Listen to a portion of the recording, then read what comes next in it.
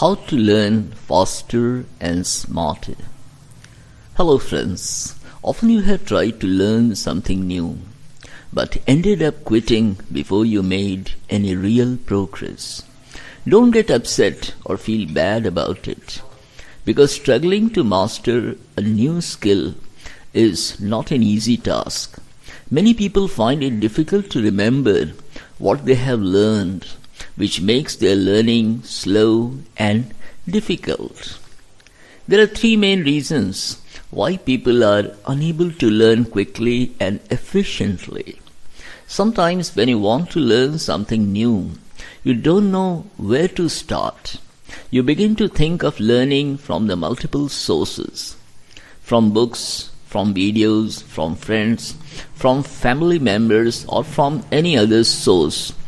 This is a scattered approach, and you find it hard to focus, and often you will be given conflicting advice, which is not helpful when you are starting out. Often you may feel that you are not getting the latest information. When you think back for a moment, you realize that as one gets older, one becomes less willing to try to learn new things. This is one of the main reasons why people fail to learn new things. They learn many things but never put them into practice. If something is too complex in the beginning itself, you lose all your enthusiasm for learning it. And if you think that you will not be able to learn something, no matter how hard you try, you will never learn it. Such a mindset will never help you grow and move ahead. Different people learn differently. You need to be aware of the four main styles of learning. The first style is visual learning. It is a style which is learning by watching something happening. The second style is auditory learning style, which is learning by hearing something. The third style is reading or writing learning style, which is learning by reading and writing. And the fourth learning style is kinesthetic learning style, which is learning by doing. However, there are three stages of learning effectively. The first is cognitive learning, in which you use your brain effectively by fully engaging yourself in the learning process.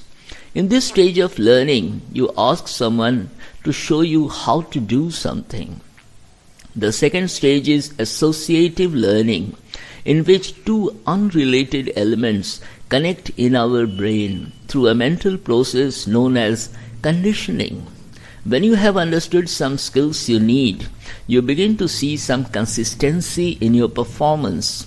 The third stage is autonomous learning that allows you to learn by yourself and develop an ability to evaluate your performance without the need of anyone, and you become proficient in your skill. Once you have decided on what you want to learn and have discovered your learning style and understood the different stages of learning, you will be ready to move into active learning.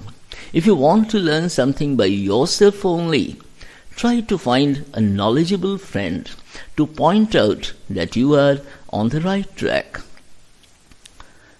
Do you know that in addition to your physical brain, there is a second brain you may apply? It is known as digital brain. It is an app or a piece of software that allows you to quickly record and recall information. Some popular digital brain tools are Google Keep, Apple Notes, Evernote, Pocket, and Airtable. Instead of relying on your memory when learning something new, you can transfer the information to your digital brain, thus setting your mind to free from other tasks and relieving yourself of the stress of trying to remember everything. Instead of trying to remember what you have to do today, you may quickly check things to do today on your phone. When you activate your digital brain, you set your mind free for other important tasks In order to learn faster, you may use spaced repetition technique, which says that the more often you repeat doing something, the less often you need to refresh your memory. This technique lays out a specific map for when and how to take in some new information. For this, you need to review your notes and for some time look away and try to recall the most important points. After a day, try to recall the information with minimal reading of your notes. You may also try to recall what you have learned while taking a walk or sitting down and relaxing. Feel free to look at your notes, but do so when absolutely necessary. After a few days, take out your study material and study it all over again. When you do so, your brain will reprocess what you have learned and fix it firmly into your mind. Another technique, friends, is deliberate practice technique that asks you to break down the skill you want to acquire into separate components so that you master every part of the skill. When you apply this technique, you don't have to do something over and over needlessly again. To make it easy to adapt, break the information down into some manageable tasks.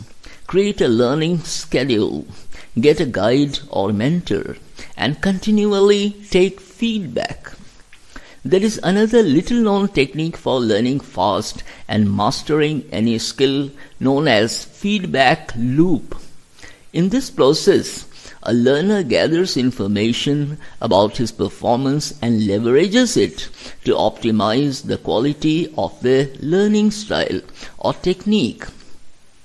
It is made up of 3 stages. The first is the practice or apply stage, in which you put what you want to learn into action.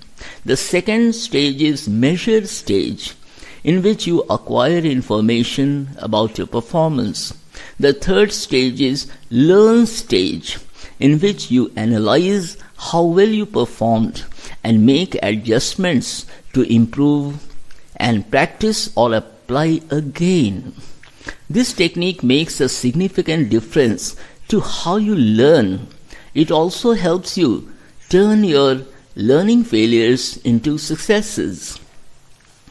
Friends, speed reading is important.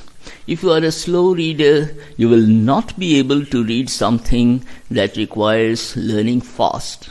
There are some techniques for speeding up your reading and comprehension. Fortunately, there are some tried and tested techniques for speeding up both your reading and comprehension. The first technique is stop the inner monologue, which is the process of getting the words in your head as you read. It is a big obstacle that prevents you from increasing your reading speed. You can break this habit by not transferring every word to your head in order to understand what you are reading. You need to understand the fact that your brain processes all the information it receives. When you stop speaking to yourself, you begin to read significantly faster than before. Another technique is scanning through the material before reading it. You may first take a quick glance at the table of contents, the introduction, the first paragraph of each chapter, etc. This will give you an overall feel for the material, and you will be mentally prepared to read, learn, and remember the content. It is important that you never stop learning. If you don't learn new things, you'll begin to feel old and outdated. Instead, when you choose to grow and broaden your mind, you feel young and lively. Whatever your age or current circumstances, when you learn new skills and update your knowledge, you feel enlightened, elated, and inspired. Thank you. Goodbye.